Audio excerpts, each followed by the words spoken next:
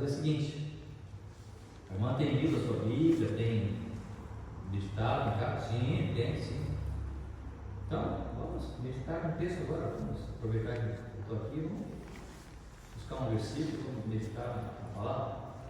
Ok, ela foi lá, eu abri em Salmos, ela abriu, quando ela abriu, estava o pente dentro da Bíblia. Ela não ia para a igreja porque o pente, não tinha pente, mas o pente estava dentro da Bíblia, mostra que ela não estava dentro da Bíblia. Ela não, se ela estivesse dentro da Bíblia, você achava o pente. Mas, enfim. Habitou Israel em Sitim, Números 25, verso 1 a 8. Então Israel em Sitim começou o povo a prostituir-se com as filhas dos moabitas. Essas convidaram o povo aos sacrifícios dos seus deuses, e o povo comeu e inclinou-se aos deuses delas. Juntando-se Israel a Baal-Peor, a ira do Senhor se acendeu contra Israel. Disse o Senhor a Moisés: toma todos os cabeças do povo e enforca-os ao Senhor ao ar livre. E a ardente ira do Senhor se retirará de Israel. Então Moisés disse aos juízes de Israel: cada um mate os homens da sua tribo que se juntaram a Baal-Peor. Eis que um homem dos filhos de Israel veio e trouxe a seus irmãos uma midianita perante os olhos de Moisés e de toda a congregação dos filhos de Israel, enquanto eles choravam diante da tenda da congregação.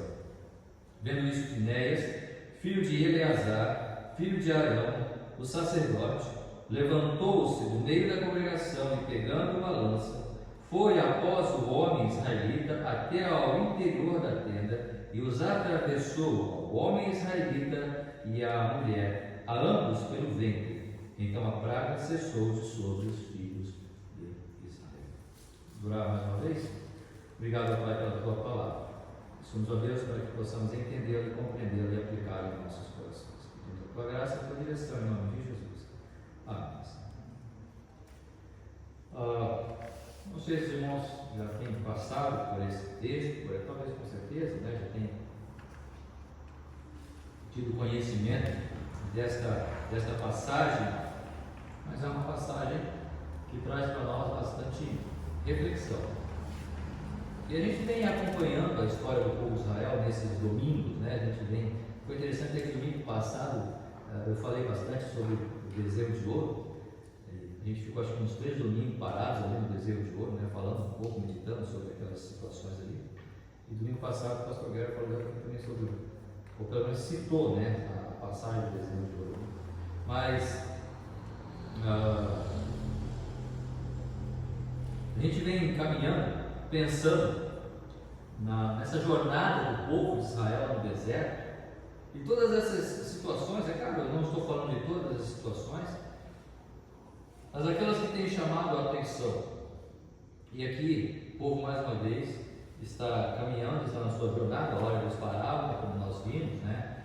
A coluna de fogo, ou a coluna da nuvem, né? Aquela fumaça, a hora parava, a hora seguia. Então eles iam obedecendo e iam caminhando até chegar ali à terra prometida.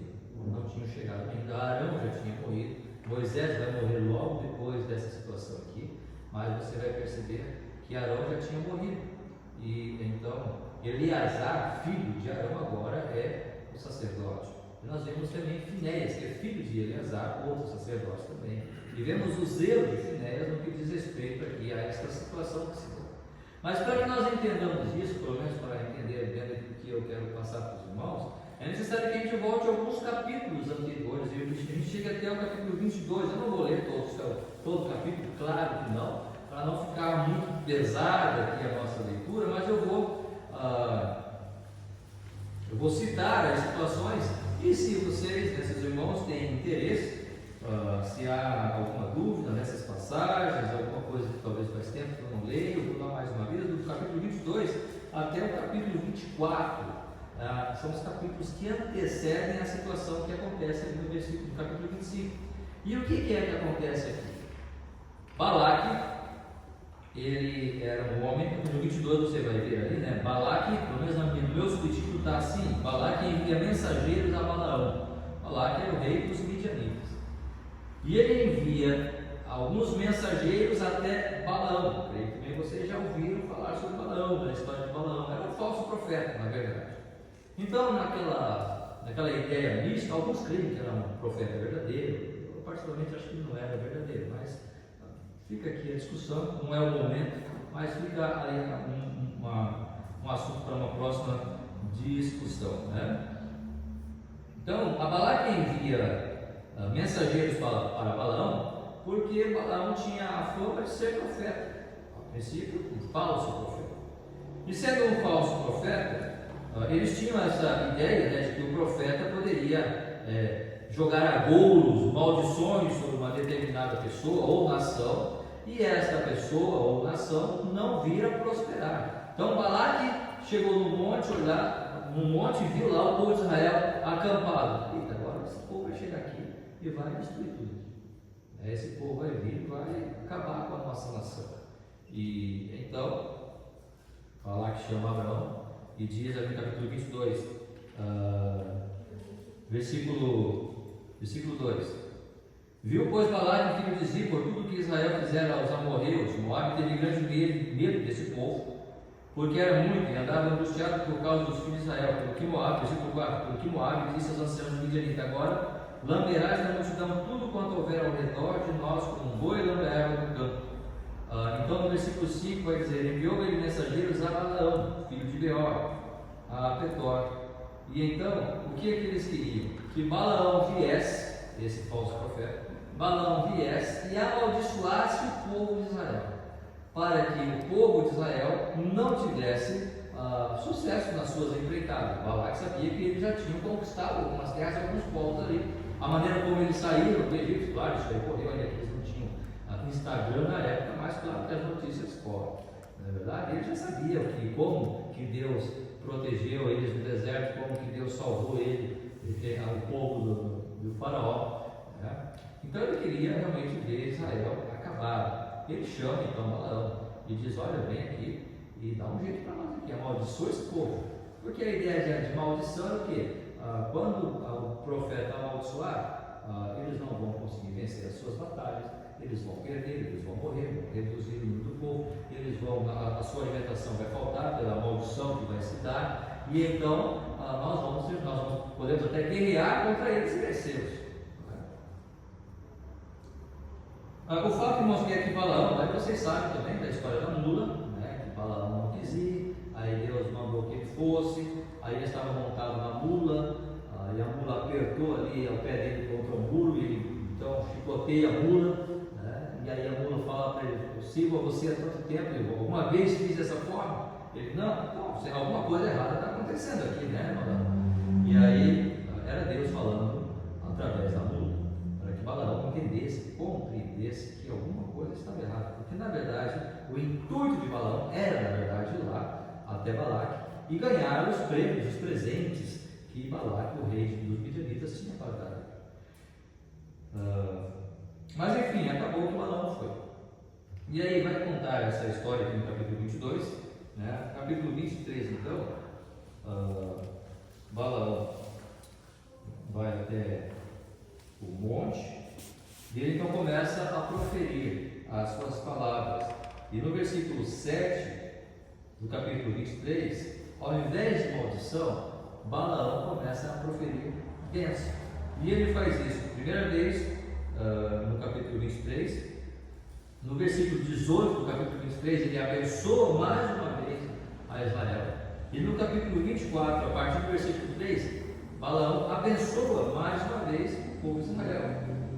Aí no capítulo 24, versículo 10, aí Balaque se irritou.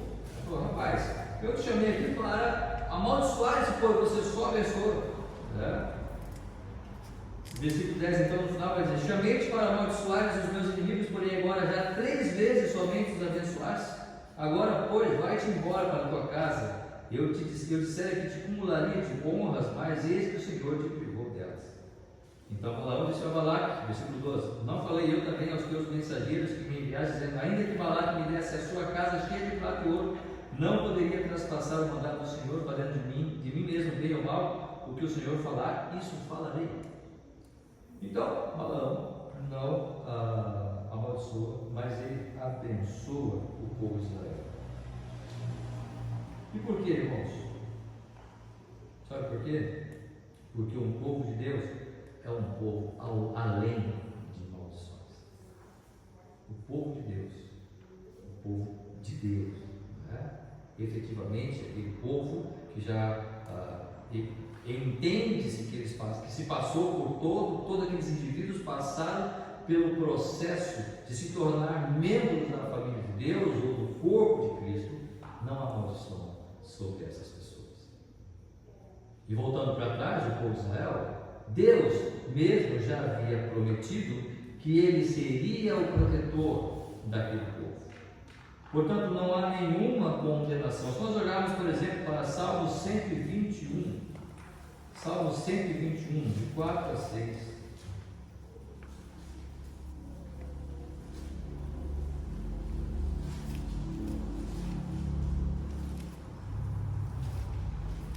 Salmo 121,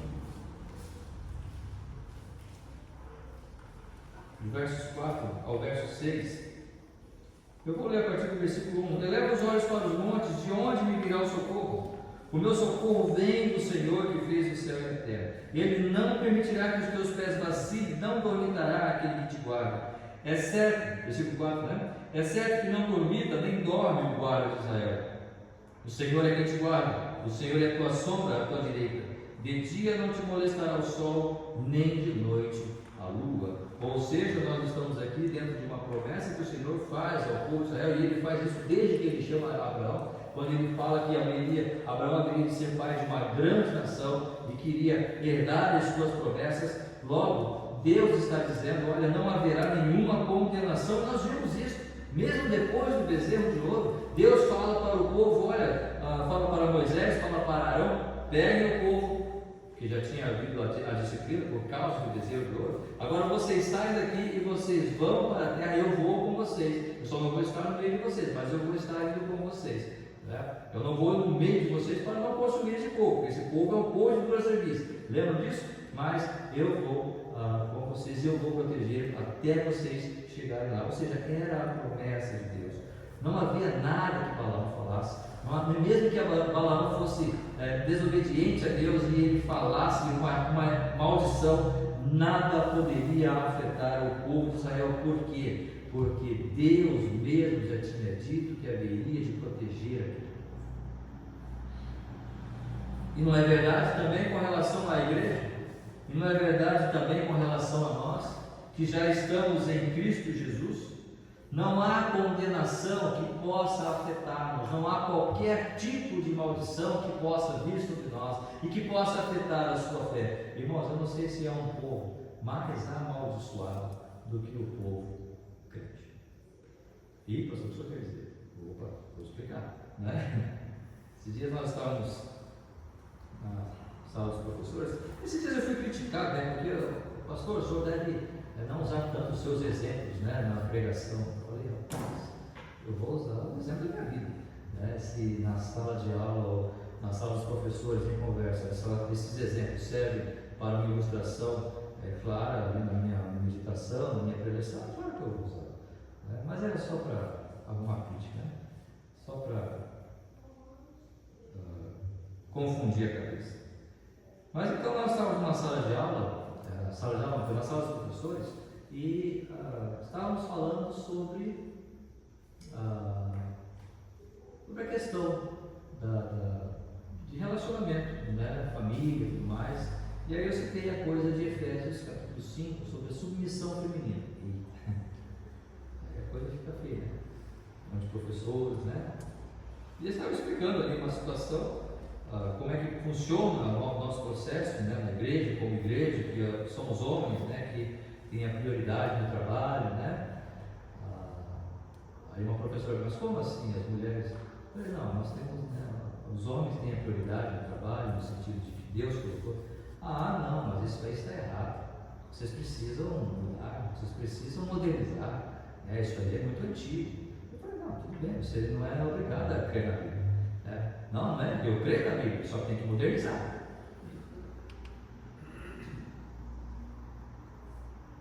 É claro que eu não vou discutir, né? Fica claro para mim que essa pessoa não crê na Bíblia, né? É claro que quando você fala de submissão, estamos falando ali, antes de mais nada, de um homem que também ama a sua esposa. Né? E claro que o objeto principal da conversa de Paulo, da meditação de Paulo, Paulo vai dizer: grande é esse mistério, mas eu me refiro a Cristo e à igreja. O que Paulo queria demonstrar de forma clara ali é a submissão da igreja a Cristo. E por que a igreja é submissa a Cristo? Porque Cristo morreu por ela. Né? Então, dessa forma, fica claro que a mulher vai conseguir ser submissa se o homem também demonstra esse amor, essa atitude para com ela. Então é uma via de mão dupla. Né? É necessário ter essa ação, não é só o homem cobrar que a mulher, mas não é esse o objetivo que nós estamos tratando. Eu estou tratando apenas do fato daquilo que a palavra está dizendo, da submissão ao feminino. A Bíblia diz isso, e não dá para mudar, porque é a palavra de Deus. Passarão os céus e a terra, mas a minha palavra não passará. Mas o homem não está fazendo a sua parte. Ok, isso é um fato, beleza, não está fazendo a sua parte. Mas isso não significa que a palavra de Deus não está dizendo com relação à submissão feminina. Né? Está dizendo, está lá, está claro, é só ler Efésios 5:25. Mas é claro que nós não vamos conseguir ter essa mesma resposta de pessoas que não têm esta consciência bíblica cristã trabalhada pelo Espírito Santo. Nesse sentido, irmãos, o que eu quero dizer? Aonde eu quero chegar? Essa senhora, com toda a sua educação, talvez, ela estava dizendo: vocês estão errados, vocês são antigos, vocês são quadrados, e esta doutrina, esta fé de vocês precisa mudar. Ou seja, ela está dizendo que nós estamos atrapalhando. Pastor, não está indo para onde? Não. Porque vocês não sabem que a nova era, eles esperam que, na verdade, os indesejados sejam retirados. Que há essa esperança desse movimento nova era, que os indesejados dessa terra, esses que atrapalham o bom andamento da sociedade, que são os cristãos, eles sejam retirados. E isso vai acontecer. Quando? Quando do arrebatamento. E então todo mundo vai dizer: legal, essa galera foi embora, agora nós temos um líder, nós temos um diplomata ali, um estadista, nós temos um militar inteligentíssimo, que seria o anticristo, regendo sobre nós, tudo vai dar certo, porque essa galera já saiu. Porque esse na verdade é o espírito do anticristo. Que tudo que nós fazemos está errado, a menos que nós tenhamos uma igreja preta. Sabe o que é uma igreja preta, né? Igreja preta é uma igreja que tem que pintar as paredes de preto, porque a coisa não é a parede preta ou não. Né? A coisa é a moda. Tudo que vem de moda é um problema. Não nos conformeis com esse século, mas transformai-vos pela renovação da vossa mente. Não se conforme com esse século, não se conforme com este mundo. Não entrem na forma, na moda que está aí. E hoje está uma moda de igrejas pretas, com paredes pretas, uma igreja que tem ali uma cantina na frente para servir um café, para servir um refrigerante, né? Ou seja, tratando as pessoas que chegam como, na verdade, clientes, não é como shopping, para poderem se sentir bem. Alguém escreveu, não sei se foi Paul Washer ou se foi um outro escritor, ele diz: a igreja não é um lugar para nós, ou para um visitante, ou um incrédulo se sentir bem. A igreja é um lugar para o incrédulo exatamente se sentir mal. Por quê? Porque a igreja vai pregar o Evangelho. E alguém que não crê em Cristo, ele não vai entender isso, ele não vai aceitar isso. A igreja é um lugar onde nós estamos para pregar o Evangelho. Mas sabe qual que é a minha grande preocupação? Por isso que eu estou citando esse exemplo. Porque se fosse lá alguém outro, uma outra teoria, dizer: não, submissão feminina, sim, eu entendo você, não, nós pregamos, mas não é bem assim, iria amenizar a situação para que a sua posição não fosse tão radical, para que a sua posição fosse mais leve e mais suave, e que aquela senhora pudesse ouvir um evangelho mais tranquilo. Não, realmente essa questão de submissão hoje é muito relativa, realmente nós não entendemos assim, e por isso nós abrimos muito, né? Não, Mateus está dizendo isso. É assim que nós cremos. Se você não quer crer, ok, você tem todo o direito. Você tem todo o direito de não crer. Mas ela está dizendo isso. Só que há muitos movimentos hoje que estão diluindo, dissolvendo, desintegrando o Evangelho. Esses movimentos de coach, de igreja preta, que eu estava até conversando com a Cátia sobre isso, né, essa semana, sobre a situação de dar uma amenizada no Evangelho para poder a coisa ficar mais tranquila, mais digerível. Não, o Evangelho não tem que ser digerível para ninguém. O Evangelho é o Evangelho. E com todo amor, com toda graça, com toda simpatia, nós vamos pregar o Evangelho de Cristo. É isto que precisamos pregar. Mas sabe, irmão, quando as pessoas olham para alguém que está pregando o verdadeiro Evangelho, ele não gosta. Ele se sente incomodado. E ele sente que aquela pessoa é uma pessoa talvez que está incomodando aquele meio, que não está trazendo uma boa energia, sabe? Não está trazendo ali uma mensagem positiva. Nós queremos uma mensagem de amor. Cristo é amor. Mesmo assim ele foi crucificado. Cristo demonstrou amor. Mesmo assim ele foi morto. Não havia ninguém com mais amor no seu coração do que o Senhor Jesus Cristo. E mesmo assim rejeitaram ele. Portanto, essa coisa é balela, não conversa furada. E se nós olharmos para isso e nós nos preocuparmos com isso, nós vamos simplesmente cair no engodo de Satanás. Porque Deus já disse que em nós não há maldição nenhuma. Por mais que os homens não gostem de nós, por mais que os homens não gostem da pregação nossa, por mais que os homens, que a sociedade não queiram se adequar àquilo que nós falamos ou àquilo que nós vivemos, eles não podem fazer nada contra nós. Se estamos com Cristo, se estamos em Cristo, se já entregamos a nossa vida a Ele, Ele é o nosso Senhor. Assim como Deus era o Deus de Israel, esse mesmo Deus é o Deus da igreja. Nós nada vamos perder, nós nada vamos ganhar se formos maleáveis com o Evangelho de Cristo Jesus. Sabe por quê? Porque Deus nos protege. E é esta consciência que eu preciso ter, é esta consciência da qual eu preciso me armar. Eu preciso compreender essa verdade de que Deus está comigo, de que Deus está com você, de que Deus está com esta igreja. E o que nós temos que fazer, o trabalho, a missão que temos para realizar, é pregar o Evangelho de Cristo como Ele é, sem floreios, para agradar este ou aquele.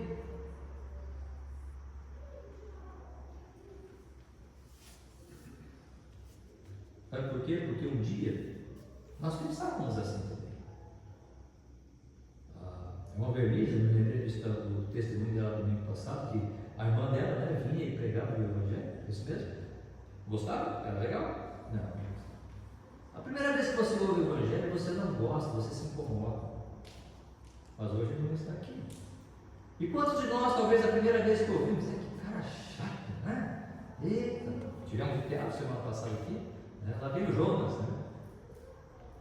Irmãos, se nós ficarmos esperando que as pessoas vão nos aplaudir quando nós pregarmos o Evangelho, Cristo não era aplaudido quando ele pregava, Paulo não era aplaudido quando pregava o Evangelho, Estevão não foi aplaudido. Mas nós só vamos entender isso quando nós passarmos pelo processo de nova criação. Pois assim que se alguém está em Cristo é nova criatura. As coisas velhas já passaram. Eis que tudo se fez novo, porque a sua mentalidade se renova. Aqueles problemas pelos quais você chorava, aqueles problemas pelos quais você sofria, aqueles desejos, aquelas prioridades agora não tem mais. Não, eu quero servir a Cristo. E aí você começa a perceber a beleza de Cristo. Você começa a perceber a beleza de servir a Ele. E você começa a entender pela palavra dEle que não há condenação. Ou seja, eu não preciso ser como o mundo é para ser bonito. Eu não preciso fazer como o mundo faz para ser aceito. Porque Cristo já me aceitou. Deus já me aceitou em Cristo. Não somente isso, Ele não só me aceitou, mas que Ele diz que vai me proteger. Aquele que habita no esconderijo do Altíssimo, à sombra do Onipotente descansará. Pode ter promessa mais bela do que essa. E nós não acreditamos. Sabe por quê? quantas vezes nos desesperamos? Quantas vezes nós esmurramos a parede e ficamos bravos e xingamos? Porque nós não entendemos que nós podemos estar debaixo da asa do Senhor e sendo protegidos por Ele. Em Romanos 8,11, um texto bem conhecido, Romanos 8,11, vai dizer ali: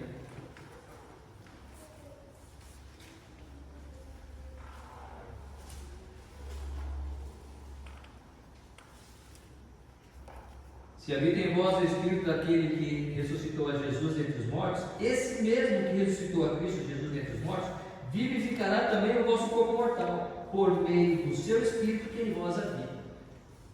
Se habita em vós o Espírito daquele que ressuscitou a Jesus, e Jesus ressuscitou, e se o Espírito que ressuscitou a Jesus, que é o Espírito Santo, não é? Esse mesmo que ressuscitou a Cristo Jesus dentre os mortos, vivificará também o vosso corpo. Irmãos, por mais que nós morramos, por mais que nós partamos desta terra, não há condenação, não há nenhum tipo de maldição que possa vir sobre nós, a menos que o meu objetivo maior seja esta terra, a menos que eu viva para ter bênçãos aqui nesta terra, a menos que o meu foco e os meus valores estão todos ligados a este mundo. Mas se o meu foco, assim se alguém está em Cristo, é nova criatura, as coisas dele já passaram, eis que tudo se fez novo, e se fez novo até mesmo os meus parâmetros, minhas perspectivas e os meus desejos e planos, ou seja, o meu plano é eterno, é celestial. E esse Espírito que ressuscitou a Cristo também ressuscitará a minha alma. Não tem maldição, porque eu estou seguro nele. Eu estou seguro em Cristo. Desta forma, irmãos. Agora, pois já nenhuma condenação há para os que estão em Cristo Jesus, versículo 1 do capítulo 8.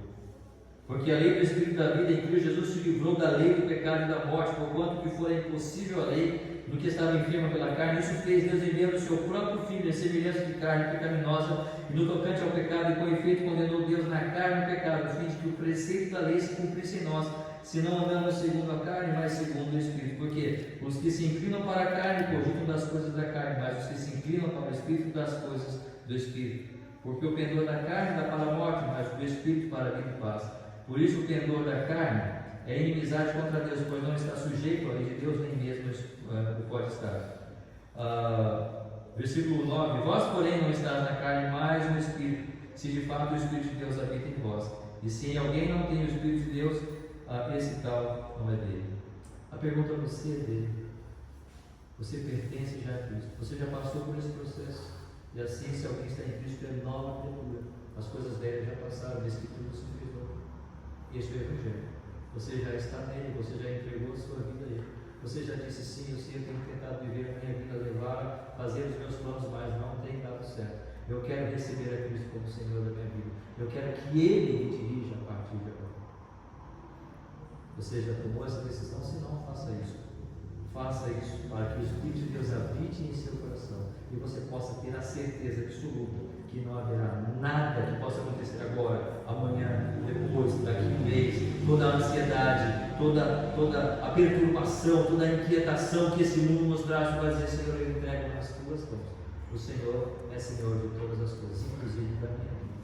E se eu tiver que partir amanhã daqui, eu partirei e estarei com o Senhor para a eternidade. Portanto, não há maldição. Ainda que o mundo não goste da nossa pregação e das verdades da qual nós praticamos, mas isso agrada ao Senhor, que assim seja.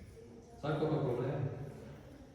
O problema é que nós não estamos livres de errar, mesmo sabendo que o Senhor está conosco e nos protege, nós não estamos livres de errar. Porque nos versículos que nós lemos no capítulo 25, isso que nós falamos antecede ao capítulo 25, né? A maldição de Balaão, ou seja, a maldição que Balaque queria que Balaão proferisse contra Israel e que não aconteceu, porque Deus estava ali, Deus estava protegendo o seu povo.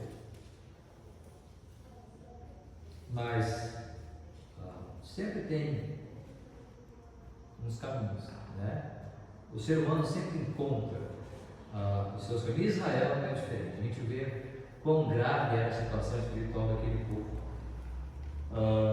Nós não estamos livres de erro.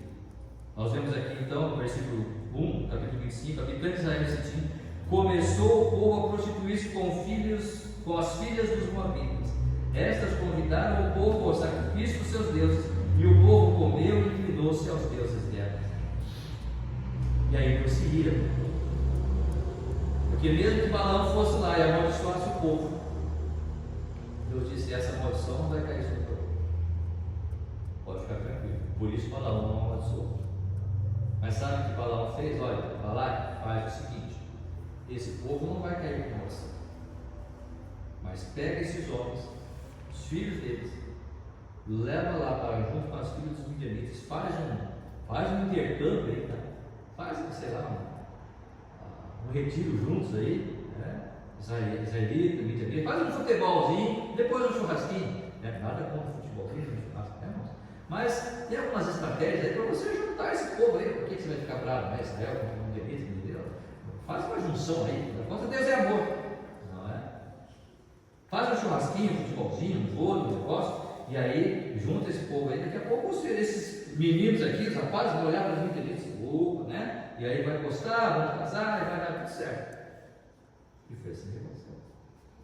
Foi exatamente isso. Ô pastor, não estou vendo isso aqui, mas foi isso que aconteceu. Números 31, capítulo 31, verso 16.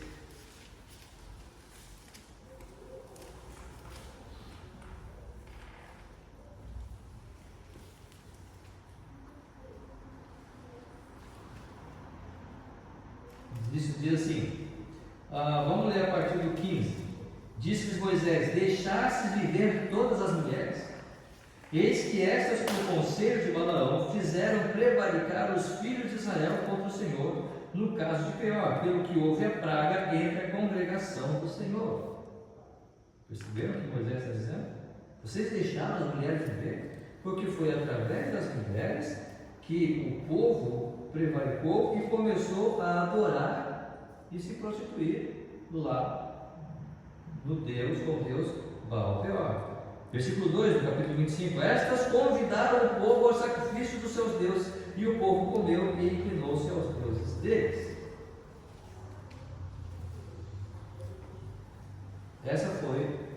Isso foi o conselho de Balaão.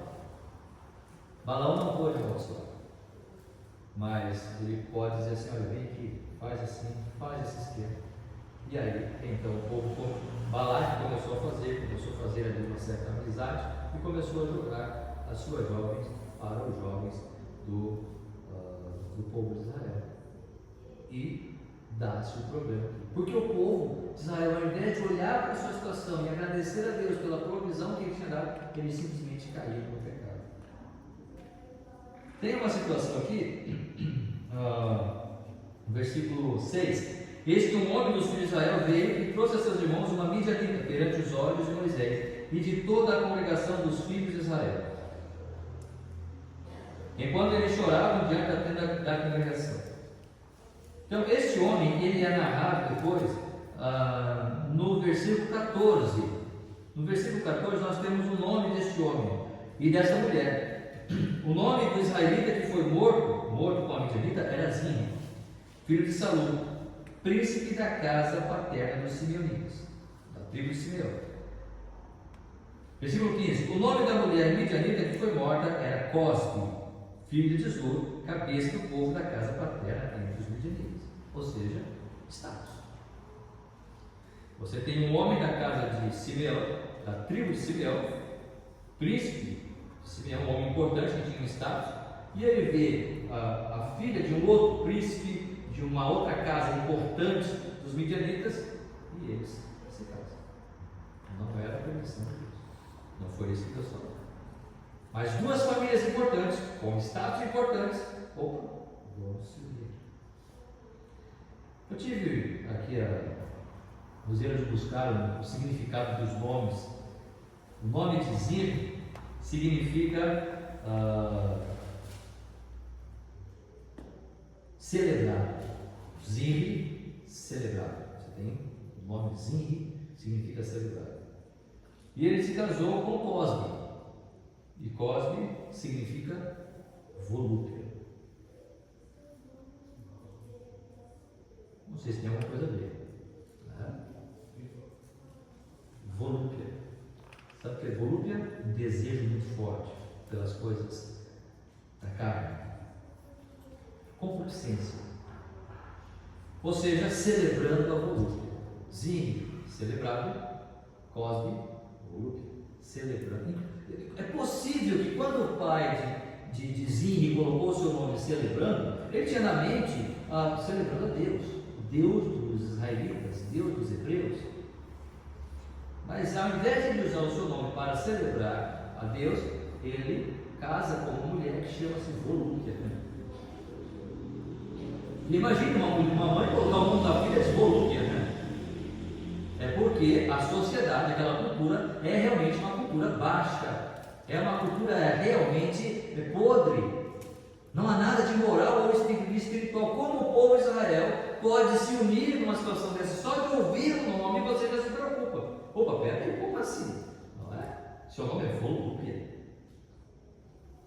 Jovem, se um dia você for casar com uma moça chamada volúpia, você precisa se preocupar, né? Porque a família tem lá o seu problema. Mas aconteceu.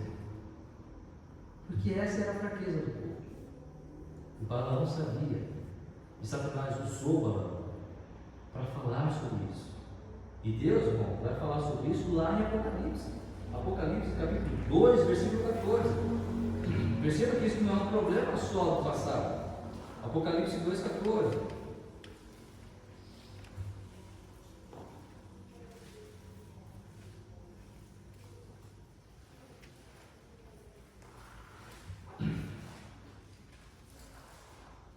João vai escrever a igreja de Pérgamo, e ele vai dizer no versículo 14 o seguinte: Deus estava falando contra aquela igreja, né, mostrando ali a sua indignação, e ele vai dizer contra a igreja de Pérgamo: tenho todavia contra ti algumas coisas, pois que tens aí os que sustentam a doutrina de Balaão. O que é a doutrina de Balaão? O qual ensinava a Balaque a armar ciladas diante dos filhos de Israel para comerem coisas sacrificadas aos ídolos e praticarem a prostituição.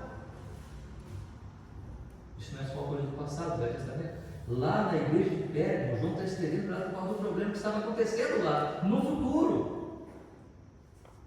Ou seja, nós podemos ver. Mesmo sabendo que Deus está ao nosso redor e não há maldição, nós muitas vezes perdemos a nossa capacidade de entender isso, de perceber isso e acabamos pecando.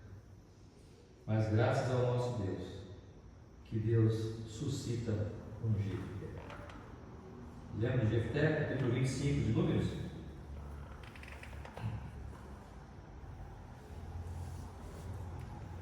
Falei Jefté, Finéias, perdão.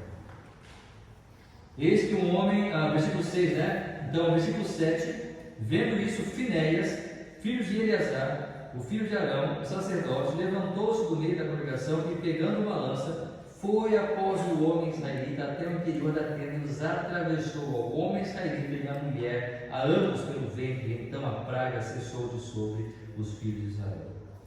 Finéias, então, zela pelo Senhor. Finéias zela pela sua santidade, zela pela sua palavra, zela pelo nome de Deus, zela pelo povo de Israel.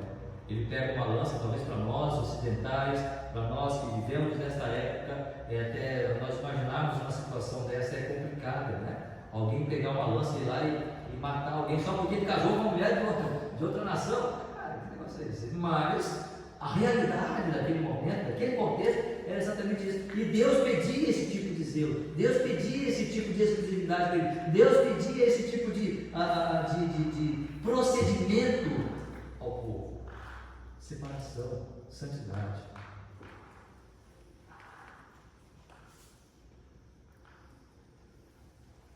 E percebam que depois que Finéias reage dessa forma, a praga cessa.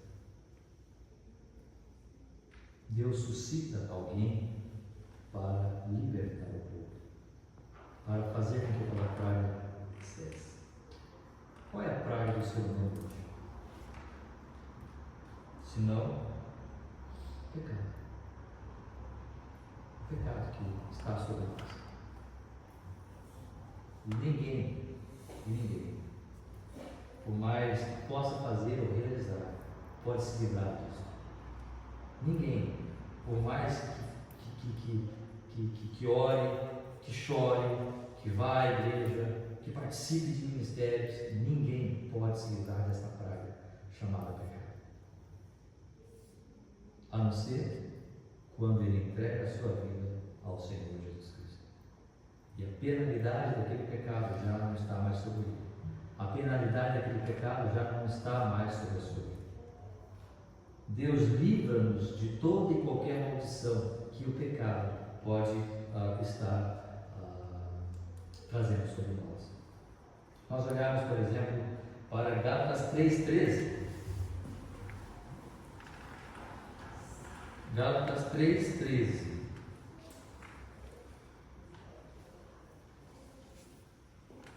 Qual que era o objetivo de Balaão? Amaldiçoar o povo. Ele não conseguiu.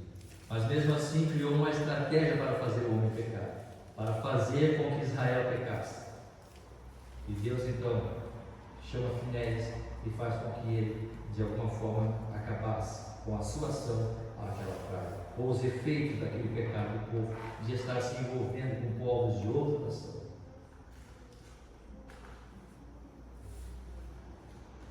Poderia dizer aqui, irmãos, nós, como igreja, qual tem sido o nosso envolvimento com pessoas do mundo? Quão alegres, quão felizes ficamos nós quando estamos conversando com pessoas onde estão falando palavrão, onde estão nas suas palavras jocosas, muitas vezes, até mesmo proferindo palavras contra Deus. Qual tem sido o nosso prazer de estar com essas pessoas? Abrindo um parênteses aqui. Isso é para nós refletirmos, porque se nós já fomos encontrados pelo Evangelho de Cristo, transformados pelo Espírito Santo, o meu prazer está em Cristo e falar e conversar com as pessoas da mesma fé. Pelo menos para que nós entendemos. Mas é mais do que isso a coisa. Fechando parênteses aqui, o problema maior é o pecado. E perceba no versículo 3: Cristo nos resgatou da maldição da lei, fazendo-se Ele próprio maldição em nosso lugar. Porque está escrito: maldito todo aquele que for pendurado em madeira. Cristo, Ele se fez maldição por nós. Porque se você olhar no versículo, por que maldição? Versículo 10: todos quantos, pois, são das obras da lei, estão debaixo de maldição, porque está escrito: maldito todo aquele que não permanece em todas as coisas escritas no livro da lei para praticá-las. Qual que é o problema aqui? O problema é que a lei, ela é boa, pura, santa. Deus vai dizer isso através de Paulo. A lei não é má, a lei é pura, boa e santa. O problema não é a lei, mas o problema é que nós, como seres humanos, nós não conseguimos cumprir toda a lei. Nós não conseguimos cumprir a lei na sua totalidade. E aí, pelo fato de nós não conseguirmos fazer isso, nós nos tornamos maldição. Pela nossa incapacidade, nós nos tornamos maldição. Mas Cristo, mesmo tendo cumprido toda a lei, Ele se tornou maldição em nosso lugar. E então, Ele paga o preço para que o pecado, aquela praga que estava sobre nós, seja eliminado.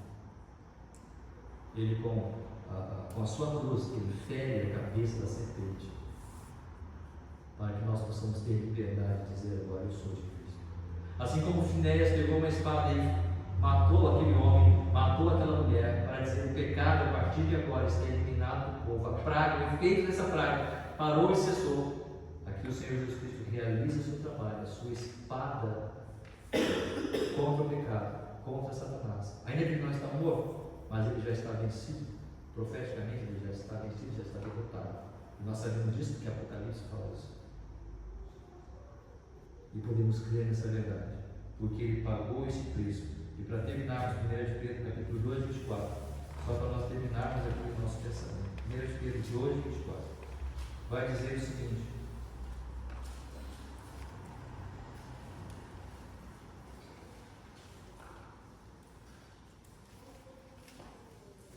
carregando Ele mesmo em seu corpo sobre o madeiro os nossos pecados, para que nós, mortos para os pecados, vivamos para a justiça. Por suas chagas fostes sarados.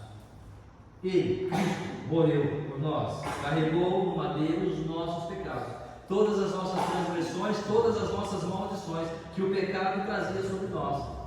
Cristo levou sobre ele, para ele se tornar maldição por nós, para então nos libertar de toda a ira de Deus que estava sobre nós, toda a penalidade do pecado, todo o efeito do pecado. É claro que pecamos ainda, somos pecadores, sabemos, mas que em Cristo Jesus